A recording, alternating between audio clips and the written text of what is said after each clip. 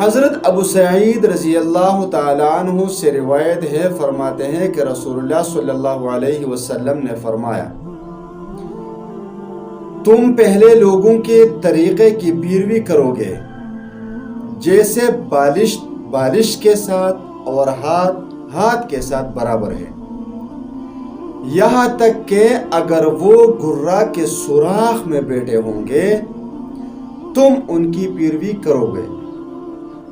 تو صحابہ کرام نے عرض کیا، اے اللہ کے رسول صلی اللہ علیہ وسلم، وہ یہود و نصارہ ہے؟ فرمایا، اور کون ہے؟ یہ ایک حدیث ہے جو بخاری شریف اور مسلم شریف دونوں میں موجود ہے۔ اب اس کا مطلب کیا ہوا؟ مطلب یہ ہے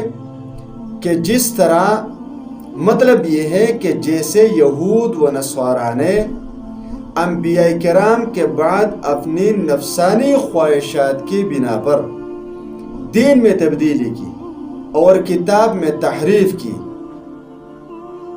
اسی طرح تم بھی یہود و نصارہ کی وضاحت اختیار کرو گے۔ جیسے ایک بارش دوسری بارش کے برابر ہوتی ہے اور ایک ہاتھ دوسرے ہاتھ کے برابر ہوتا ہے، اسی طرح تم بھی یہود و نصارہ کے عین نقش قدم پر چلو گے۔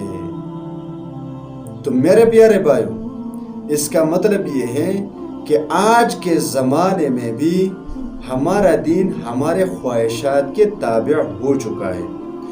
بہت سارے لوگوں کو دیکھا گیا ہے کہ وہ لوگ حدیث اور قرآن کی تشریح اپنے خواہشات کے مطابق کرتے ہیں، حالانکہ دین کسی کی خواہش کے تابع نہیں ہے، قرآن اور حدیث کسی کے خواہشات کے تابع نہیں ہے، بلکہ ہمارے خواہشات قرآن، حدیث اور دین کے تابع ہیں، تبھی ہمارا ایمان مکمل ہوگا۔